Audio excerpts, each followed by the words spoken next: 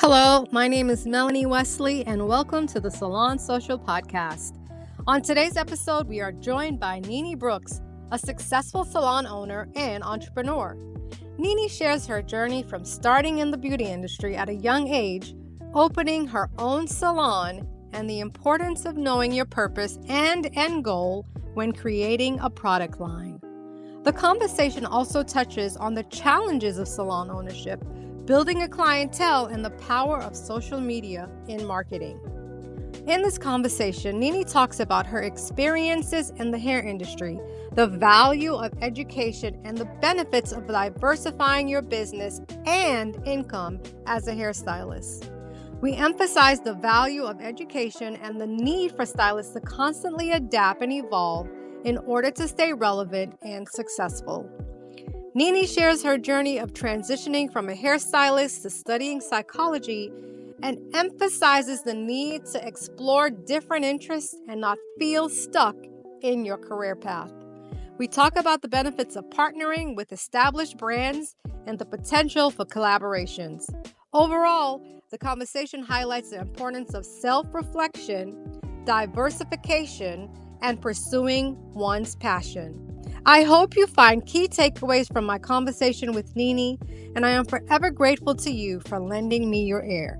Until next time, be good, be true, be you. And you created your product line, right? Am I right in that timeline? So tell me about that. Like, what was the driving factor in you wanting to do that? I just felt like that was the next best thing. I felt like it's kind of like in this industry, you feel like you have a checklist, right? Okay, I'm an amazing stylist. Okay, check. I'm amazing stylist. Check. I have a full clientele. Check. Oh, now I need a product line because everybody else has a product line. Yeah. Check. Yep. So, It's like, yep. Mm-hmm. Right. So I just decided that I wanted to go that route, and I wanted a local. It was a few things that I wanted. I wanted a local. I wanted a local distribution company that could, and a local chemist. That was something that I wanted. So I was able to find that. It was a long, expensive process for sure. It's very expensive. And I got it done. I got it done. And of course, to me, I always say that's the easy part, is getting Right. it done. And then there's the part about trying to figure out who your target market is. Yep. Which those are the things that you're really supposed to do like before. I know. Yeah. Look, as entrepreneurs, we kind of learn as we go or after the fact, but we figure it out, right? Exactly. So, yes, I was successful at creating and definitely had a good buzz and a good rhythm going with the product. And then fast forward, I guess, a few years, and my manufacturer went out of business. And I did not have my formula. Oh, no.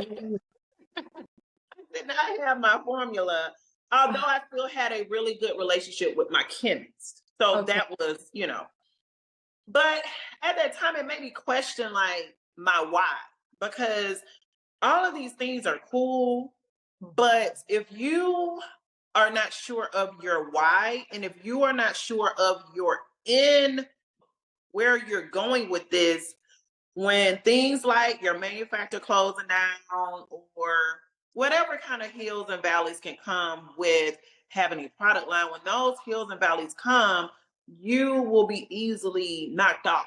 Yes. Knocked off because what's keeping you going? Right. What's your purpose? What's your purpose? Like, is your purpose, to get in a big box? Like, that's the purpose. Is your purpose to get in, maybe a professional only store? Or is your goal just to have a legacy, just to say, hey, I made this product and I'm just, even if I only make $50,000 a year, or even if I only make $20,000 a year, this is still something I Yeah. created, you know? Right. So I kind of lost my why, Mm. and I just had to just kind of sit down and give myself time to figure it out. You know, where do you want to go with this? Do you want to continue? If so, what does that look like? Yeah. But my reasoning for creating the product line, and I will say it has been lucrative for sure, but you just Yes. have to figure out and you have to know your why and you have to know what your end goal is. So that's Yes. my advice, and that has been my journey in creating a product Yeah, and then I know you mentioned too, like no, like having the importance of just the lessons and all of that, like just line.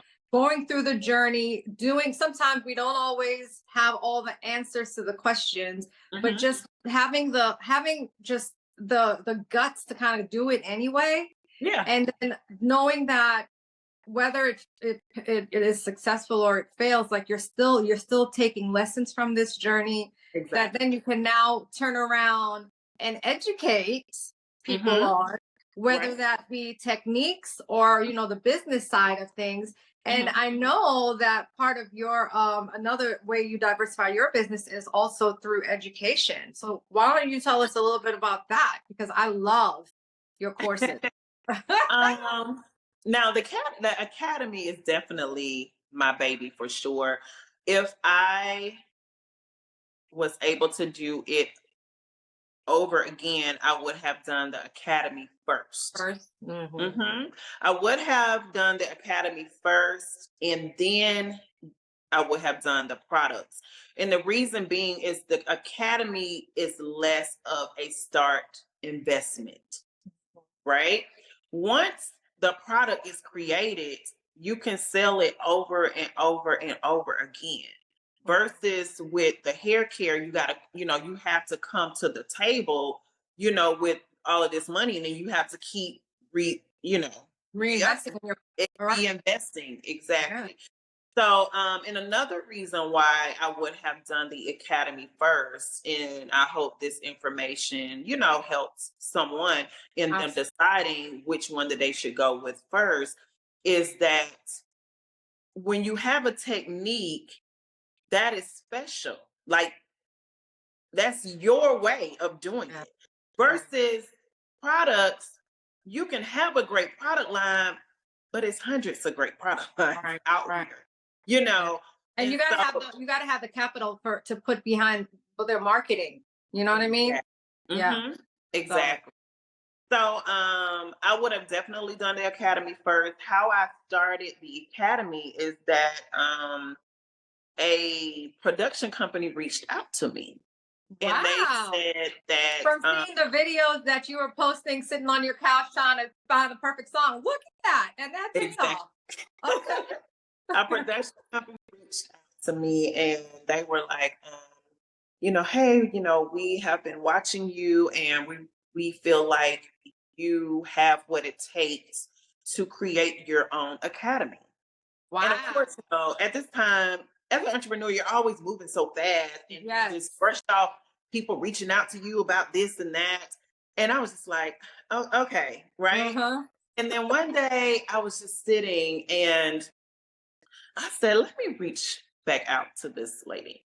And I reached back out, we set up a meeting, we vibed, and I would say a few months later, the academy was born. Wow. So did they help you? I know that you said it's a production company. Did they also help you with the curriculum, coming up with, what it, Yes, all of. Mhm. they Talk a did. little bit about that. Did they help about? So the process I went through that was number one, when something what I do, I can literally do with my eyes closed. And so when something comes that easy to you, you don't feel like somebody wants to learn this. Like it's Right. easy, you know? That's how I So felt about two-strand twists. The first time I saw somebody pay for two-strand twists, I'm like, people actually pay to get their hair twisted like this? exactly. Okay. Yes. So I was like, I mean, like, okay, they want to learn. So that means that I had to go back and break down my own technique to figure out Yes. what is it that you are doing, you know? Yeah. So I had to break my own technique down, and we had to also create a marketing strategy as well as a silk press artist, because I did go through this whole marketing period where I had to figure out wet work. So now I have the blueprint for what worked for me, and I had to get it on paper. And they assist me on breaking that down, really getting the material where it could be easily digested to anybody that purchased the course. And we take the course, and we had to break down what worked best if we wanted, because when I first started, I'm just sitting here thinking back, when I first started, it was an 8-week course, right? Mm. So we had to break down kind of like each week, what would that look like? So we did that, and I just remember doing very well. I was excited about it, and we did it. We had that structure for maybe about a year. Mm. After that, we broke it down to 4 weeks because we felt like we just needed a shorter turnover, right? Right. And so we broke it down to 4 weeks. I probably did 4 weeks for probably about a year or so, maybe a year or two, maybe 2 years. And then after that, I I had a burnout moment. Mm-hmm. I just had a burnout moment because, the thing about being an entrepreneur is that you do have to diversify. Mm-hmm. Not, okay, let me come back. In the beauty industry, let me just speak on Mm-hmm. the beauty Mm-hmm. industry. You have to diversify to really be able to make the money that you want to make. So when you get into the, okay, I want to make 150,000 this year, I want to make 200K this year, I want to make whatever, then that means you have to diversify with education, products, and you have to put 100% into all of these things. Yes. And it could be a lot.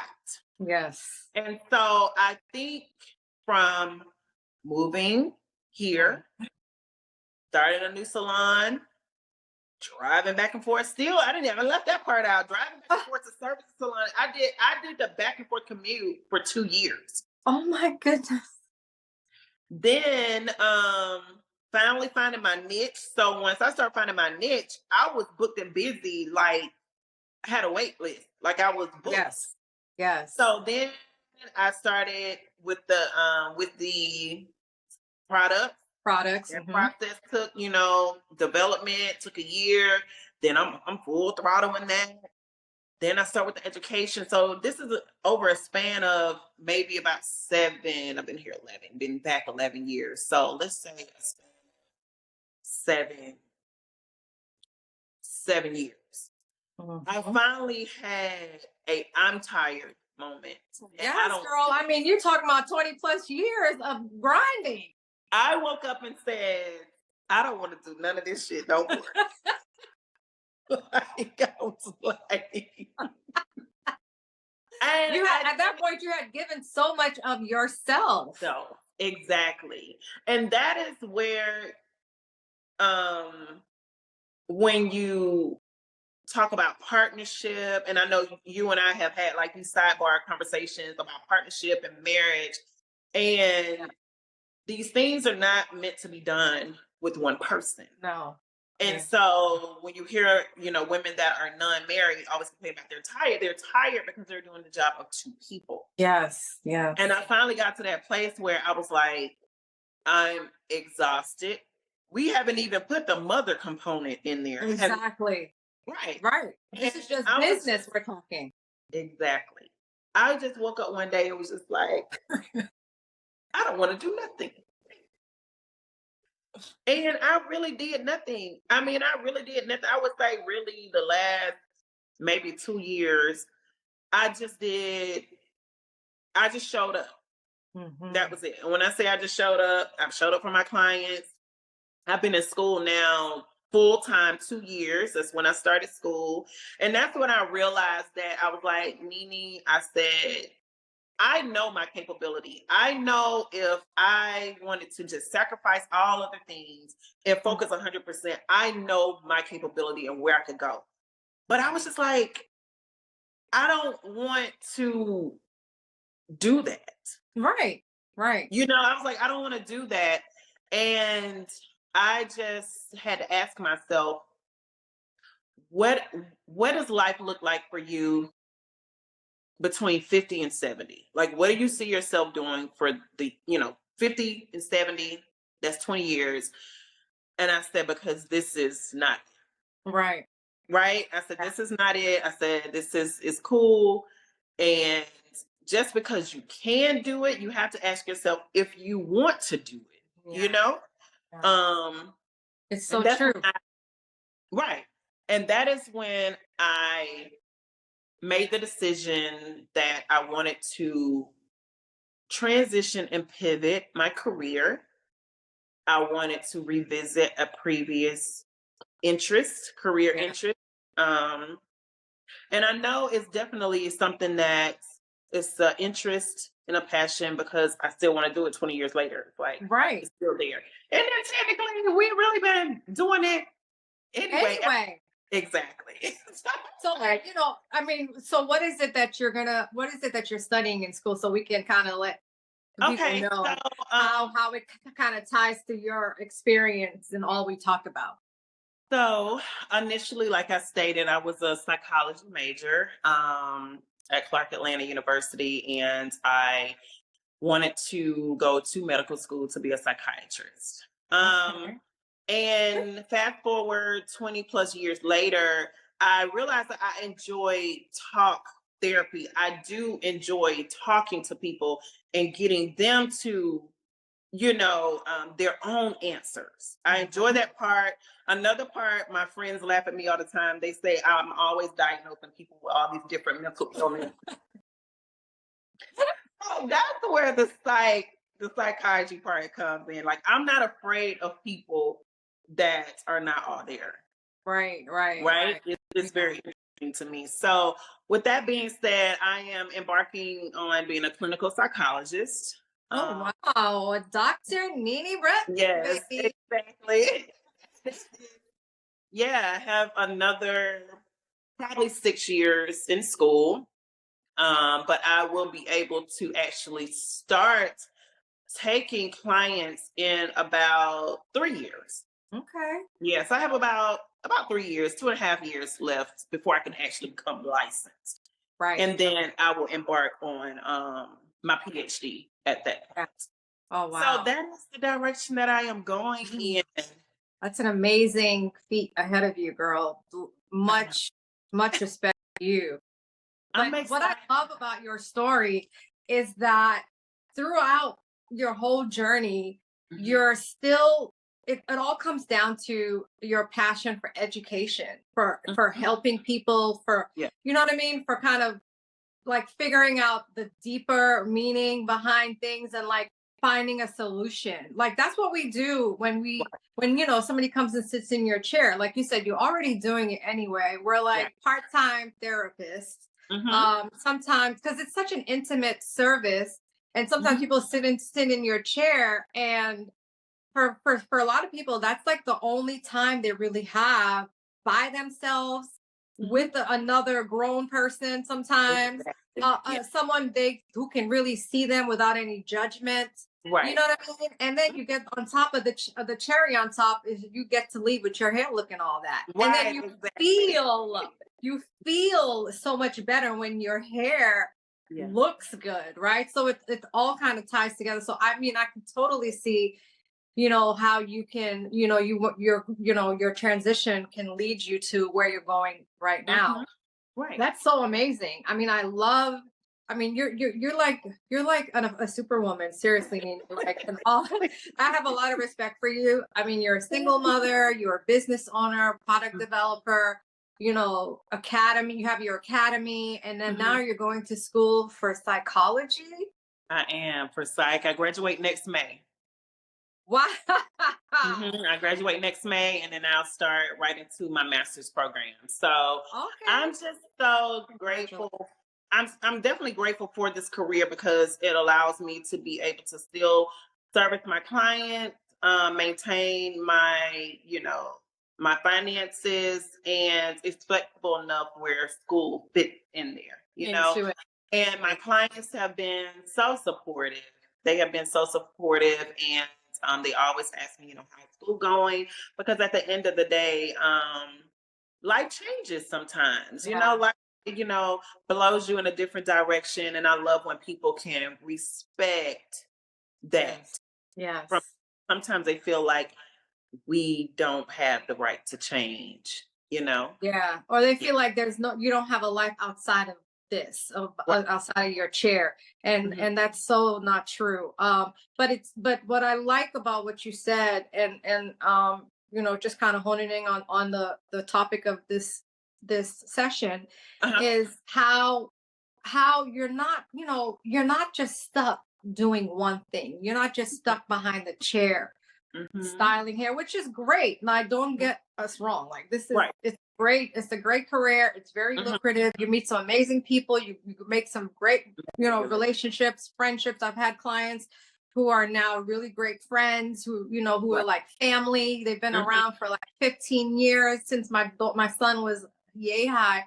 So like, Right. it really help it really kind of it gives you what you put into it, gives you back what you put into it, and you have really put your heart and your soul into your career, and your clients being with you for this long shows that, and the fact that they're supportive of you transitioning. They're not like, because there's some clients who are like, well, who's going to do my hair? Like, they're just Right. thinking about their situation. But it's Right. it's so great when you have people who are really supportive of whatever it is that you do, whether it's your courses or your Right. products or whatever you decide to do. They will be right there. You got your ride or dies, Right. No, So absolutely.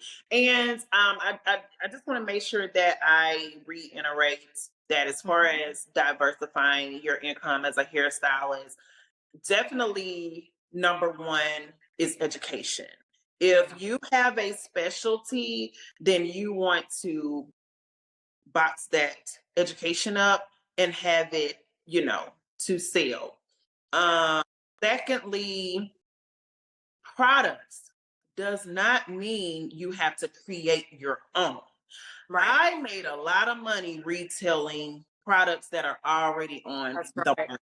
That's Some right. of the some of the longest standing product lines, I made really good profit margins from Design Essentials, from Cure Care. Those are some of the like staple products that people trust, right? Mhm. And you it's a pretty good margin there. Yeah.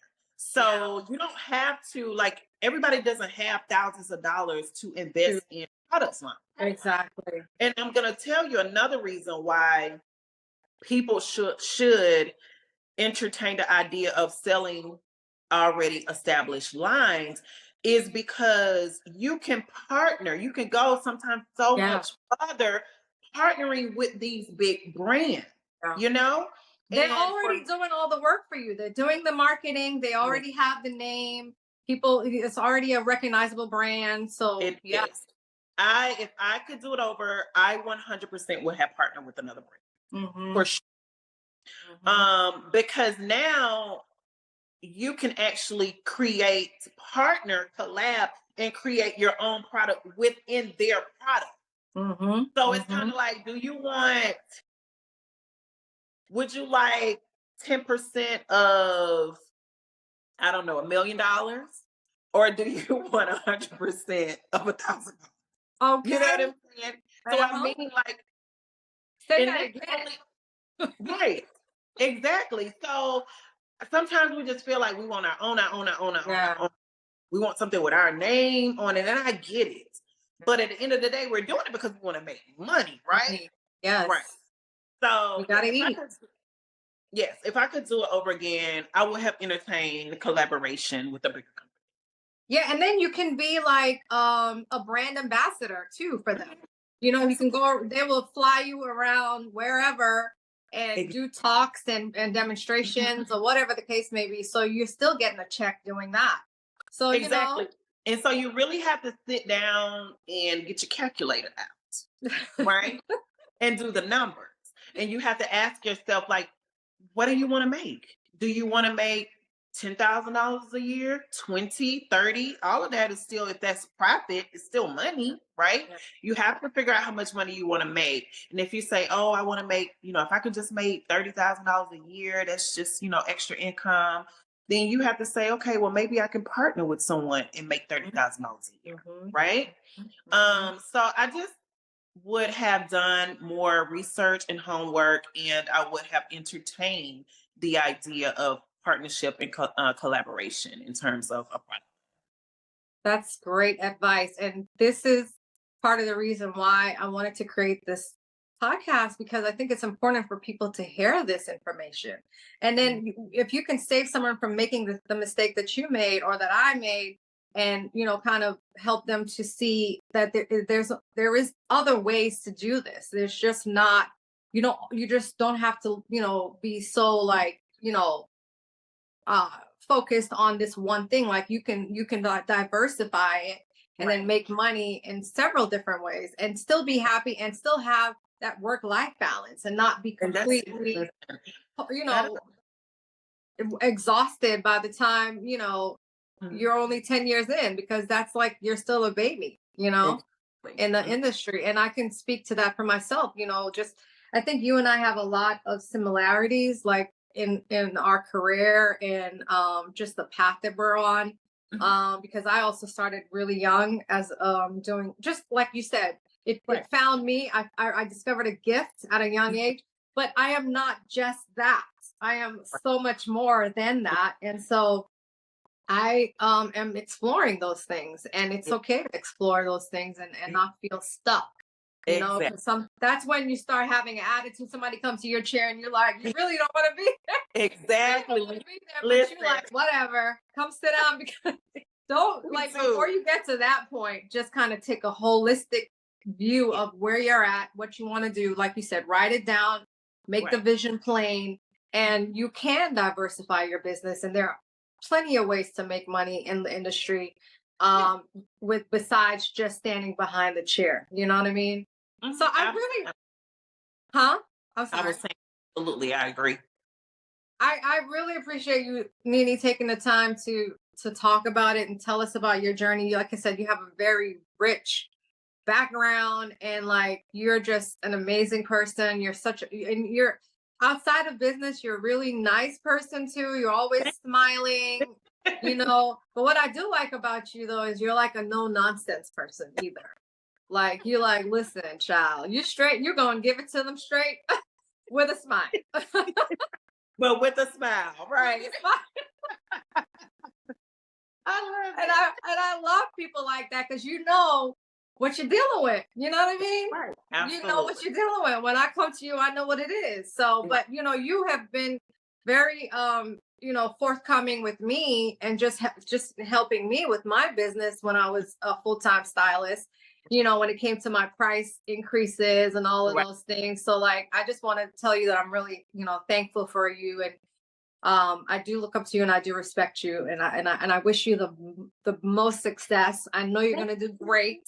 Thank you so much. In whatever you do, because that's just what you do. You know what I mean?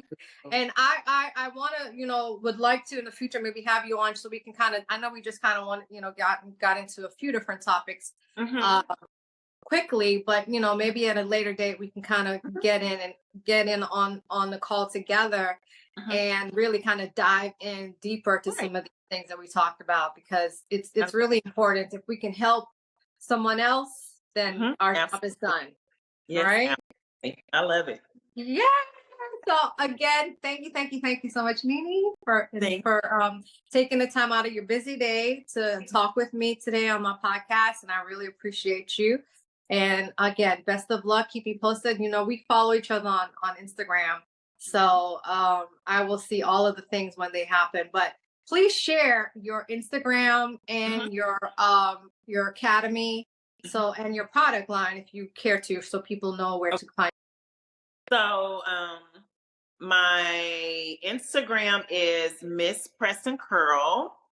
You can also use my name to find me on Instagram as well, which is Nene Brooks. And the academy is HHG Beauty Academy. It has its own Instagram page. And then it's the same thing on Facebook. So if you're a Facebook person, then you can definitely find us on Facebook as well.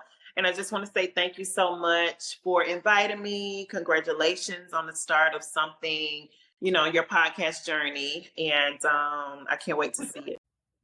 Thank you for joining us on this episode of the Salon Social Podcast. I hope you enjoyed the conversation and that you can join us again next week as we continue to dig into the business of salon business. You can find these episodes and more streaming on YouTube, Spotify, Apple Music, as well as social media platforms like Instagram and TikTok.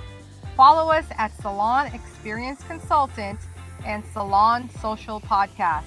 Like, share, and subscribe to stay in the know.